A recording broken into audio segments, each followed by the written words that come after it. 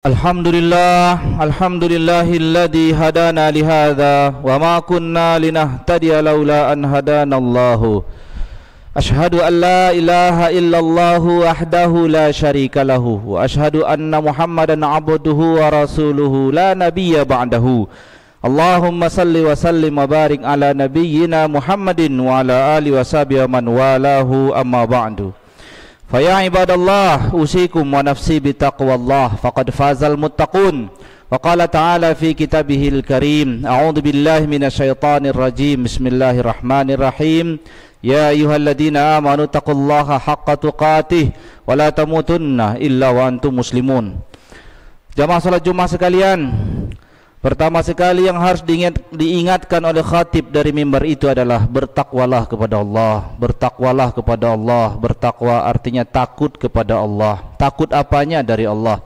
Takut ancaman dosanya, ancaman hukumannya. Karena membayangkan betapa mengerikan hukuman Allah itu, maka kita lebih merasa ringan menjalani kewajiban itu. Karena membayangkan menakutkannya hukuman Allah itu, kita menjadi tidak berani menerobos larangan Allah itu. Inilah makna ketakwaan. Paling tidak bagi kita laki-laki dewasa ini, sekali sepekan diingatkan di masjid, berkumpul bersama, diingatkan supaya bertakwa kepada Allah. Selalu diingatkan, minimal sekali sepekan. Kenapa tidak ikut sama ibu-ibunya sekalian, perempuan-perempuan? Enggak, laki-laki saja cukup. Karena kita para laki-laki ini diamanahkan oleh Allah sebagai imam, pemimpin.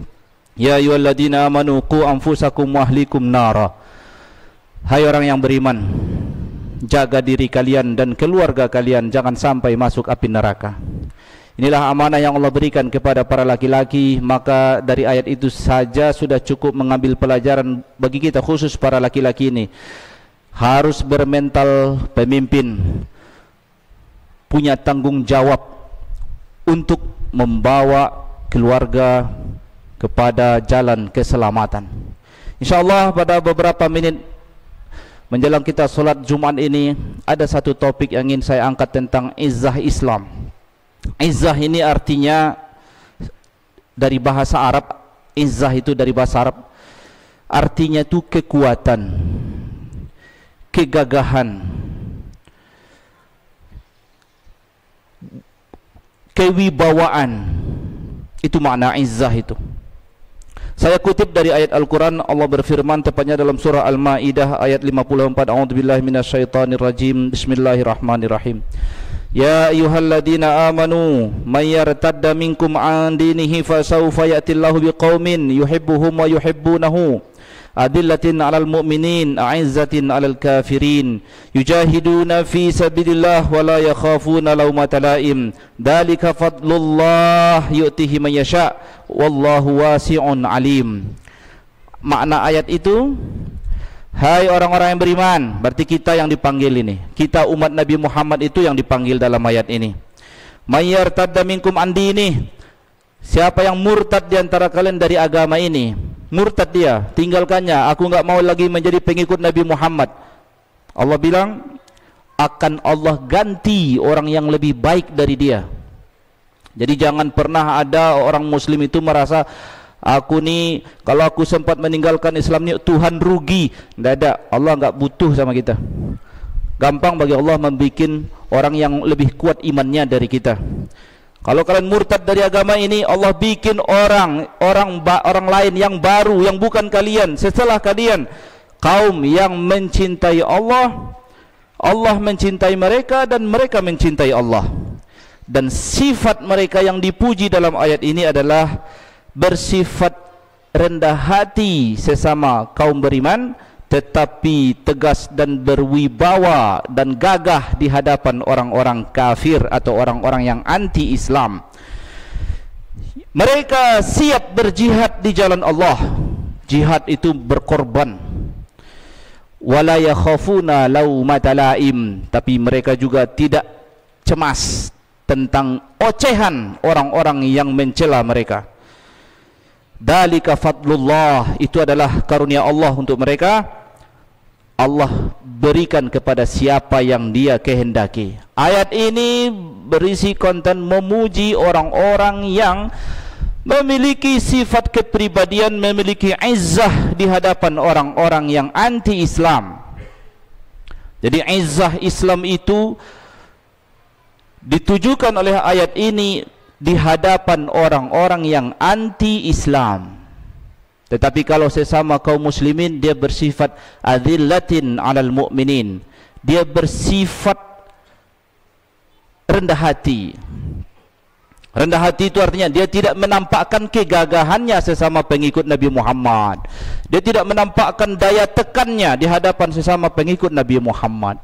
Tetapi ketika ada orang yang menghina agama ini, dia tersinggung.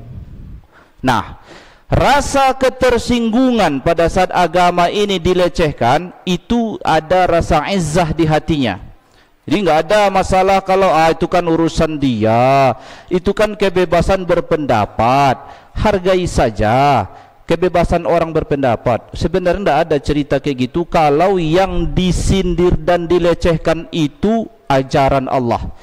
Kalau yang dilecehkan itu agama Allah. Kalau yang dilecehkan itu ajaran Islam, itu nggak boleh. Kalau ada orang cuek aja lah, itu kan urusan dia, anggap aja lah, itu kebebasan berekspresi. Tidak ada ceritanya gitu. Berarti di hatinya nggak ada rasa kecemburuan sedikit pun, tidak ada rasa ketersinggungan di hatinya terkait masalah kemuliaan agama. Padahal dia pemeluk agama itu. Apabila Nabi Muhammad misalnya dilecehkan, dihina orang, marah dia, berarti masih ada izzah di hatinya, masih ada kehormatan agama ini di hatinya. Mungkin saja orangnya kurang taat, mungkin. Tetapi ketika agama Allah, Nabi Muhammad dilecehkan, tersinggung dia. Nah, ketersinggungan semacam ini jangan dikira itu negatif. Karena dia tersinggung bukan urusan pribadinya, tapi urusan ummahnya. Dia bagian dari ummah. Dia bagian dari pengikut Nabi Muhammad. Dan Nabi Muhammad misalnya dilecehkan oleh pihak lain, tersinggung dia. Itu wajar, itu bagus, masih sehat jiwanya itu. Tetapi kalau misalnya urusan pribadi dia, urusan pribadi dia, bukan urusan umat, dia tidak gampang tersinggung. Bagus karakter seperti itu. Kenapa? Karena ayat tadi mengatakan azillatin 'alal mu'minin. Kalau ada sahabat dia merosting dia, mengolok-olok sebagian dari dirinya, dia maafkan, mulia baginya. Itu mulia dia. Dia berarti rendah hati, memaafkan orangnya. Karena apa? Karena orang yang memaafkan menaik derajatnya di sisi Allah. Tahu dia. Apalagi yang sadar dia, oh ini sahabat saya, ini pengikut Nabi Muhammad juga. Cuek aja lah. Mungkin nanti dia menyesal. Tapi kalau ajaran Allah, tersinggung dia. Kalau Nabi Muhammad yang dihina, tersinggung dia. Kalau hukum syariah ini diolok-olok, tersinggung dia. Islam itu. Jadi izzah itu harus ada tertanam di hati setiap muslim, harus. Karena kita umat Nabi Muhammad, kita pengikut Nabi Muhammad, ada kemuliaan di agama ini. Dan agama ini harus kita junjung tinggi, berikut dengan aturan-aturan dan syariat-syariatnya. Jadi nggak boleh kita menertawakan syariah ini. Apalah urusannya, entah babi haram lah. Nggak boleh kita jadikan olo-olo ajaran ini. Kenapa? Ajaran kita ini punya kemuliaan. Ada seorang wartawan pernah bertanya ke Rabi Yahudi. Rabi Yahudi ditanya, dari sekian penganut agama di dunia ini, siapa yang paling serius beragamanya? Orang Yahudi itu menjawab, yang paling serius beragama itu orang Islam. Kenapa?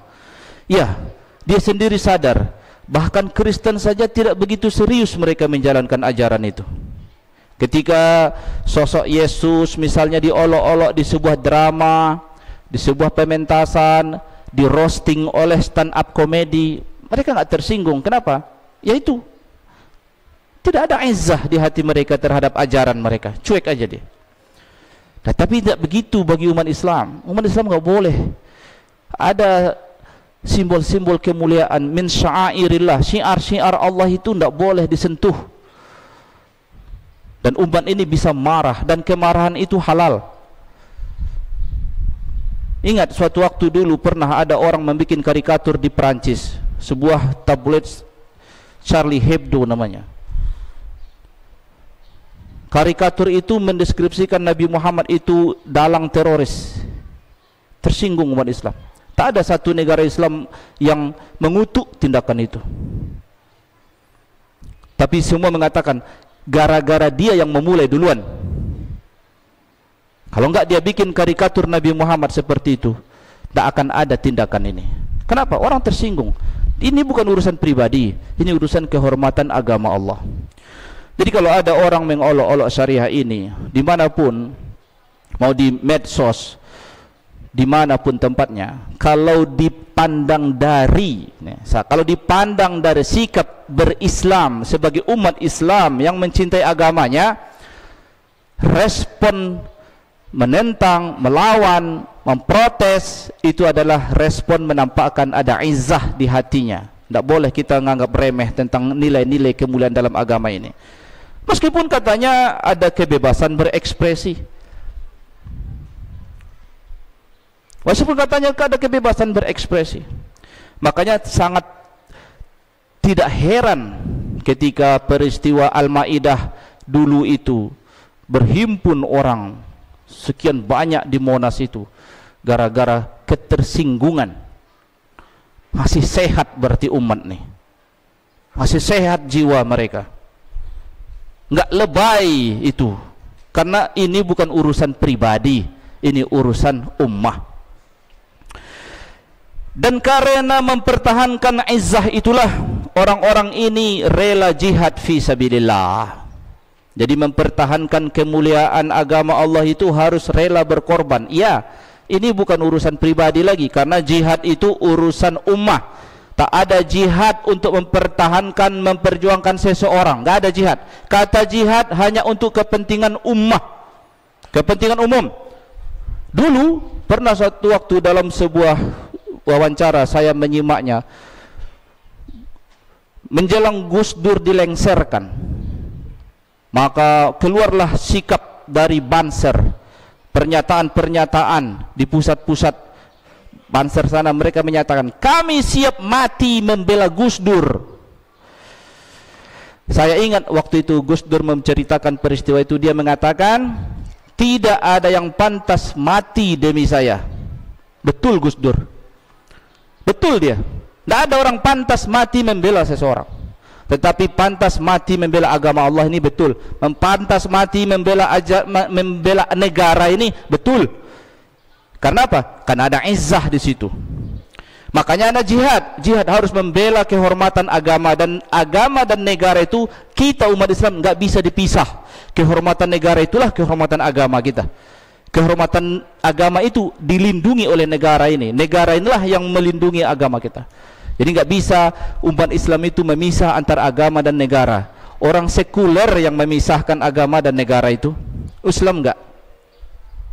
Oleh karena itu ketika ada sebuah perjuangan misalnya di Palestina, sayap bersenjata dari Al-Qassam misalnya, atas dasar apa mereka berjihad? Apakah karena mereka mempertahankan kelompok mereka? Bukan. Mereka tidak mempertahankan ormas kecil mereka, tidak. Dan warga-warga yang ada di sana mereka ridho dengan perjuangan sahabat mereka yang sedikit itu. Kenapa? Berarti masih ada berdenyut nyali dan nadi izzah umat Islam di sana. Tidak mau dia dikangkangi oleh orang lain. Yang jelas yang mengangkanginya ini adalah orang kafir pula. Maka genap sudah alasan mereka untuk berjihad fi sabilillah.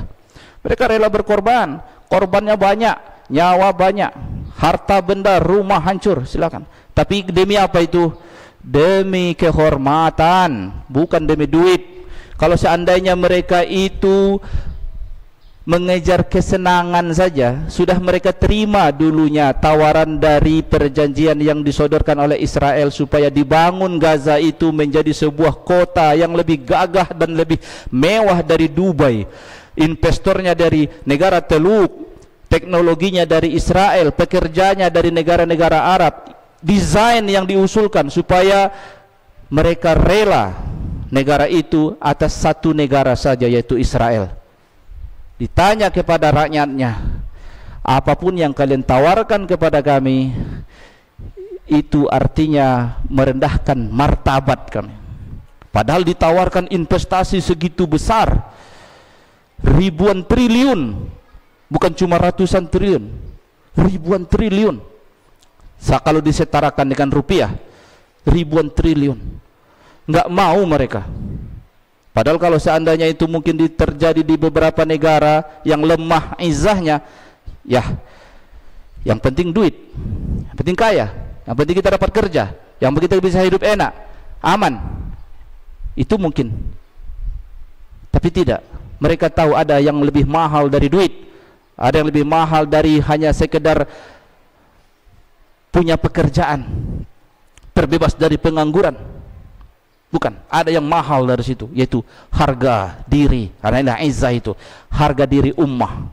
Dan apa yang mereka perjuangkan di Palestina sana bukan cuma kepentingan mereka, tapi juga kehormatan kita. Karena di sana ada tanah suci kita. Jadi jangan pernah kita merasa itu bukan urusan kita. Kita ini umat sesama Nabi Muhammad ini enggak ada batas teritorialnya. Sebagai pengikut Nabi Muhammad itu tidak dibatasi oleh teritorial. Kita itu satu ikatan semua. Ikatan yang akan kita bawa sampai mati cuma ikatan iman saja. Ikatan yang lain selesai ketika kita hidup. Ikatan organisasi selesai kalau kita mati. Mau setia apa dia kepada organisasi itu selesai kalau dia mati. Setia apa dia kepada partai itu selesai. Belum mati pun sudah selesai dia. Setia apa dia dengan ikatan di dunia ini. Ikatan sekampung selesai ketika mati, ikatan sesuku selesai ketika mati, bahkan ikatan nikah saja selesai kalau kita mati. Bukankah kita kalau sholat jenazah di takbir ketiga itu kita berdoa? Doa ini diajarkan Nabi Muhammad, ini yang kita hafal dalam sholat jenazah takbir ketiga. Di tengah-tengah doa itu kita ucapkan wa abadilhu, kalau jenazahnya laki-laki, wa abadilhu daran khairan min dariha, wa ahlan khairan min ahliha, wa zaujan khairan min zaujiha. Ya Allah, tolong gantikan untuk almarhum ini yang meninggal ini, ganti untuk dia rumah yang lebih baik dari rumahnya di dunia, keluarga yang lebih baik dari keluarga yang ada di dunia, dan jodoh yang lebih baik dari jodohnya di dunia. Selesai jodoh kita di dunia.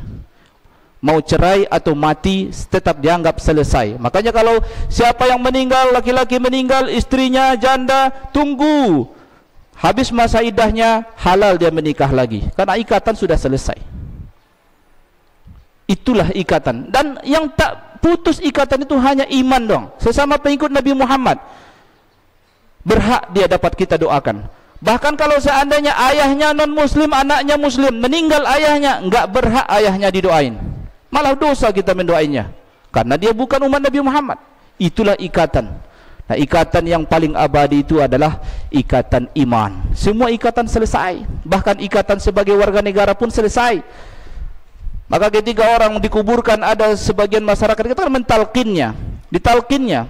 Nggak ada ditanya apa negaramu, nggak ada. Yang ditanya siapa Tuhanmu, apa nabimu, apa imammu, siapa saudaramu. Kau jawablah Allah Tuhanku, Muhammad nabiku, Al-Quran imamku, kaum muslimin saudaraku. Nggak ada tanya apa negaramu, nggak ada. Nah, ini isyarat bahwa apa? Jangan gara-gara membela ikatan yang rendah lalu kita korbankan ikatan yang abadi. Inilah panggilan yang lebih serius untuk kita, bahwa pedulilah dengan kepentingan umat ini, sehingga jihad kita itu mau jihad dengan nyawa, mau jihad dengan harta, supaya bernilai jihad harus karena kepentingan ummah.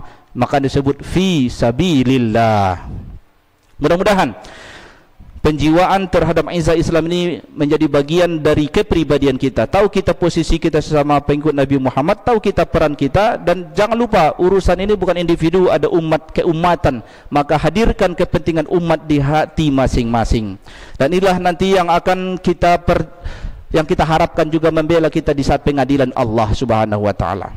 Demikian penyampaian saya, mudah-mudahan bermanfaat. Barakallahu li wa lakum bima fi minal ayati wa dzikril hakim. Taqabbalallahu minni wa minkum tilawatahu wa astaghfiruhu innahu wal ghafurur rahim. Allahumma shalli ala sayyidina.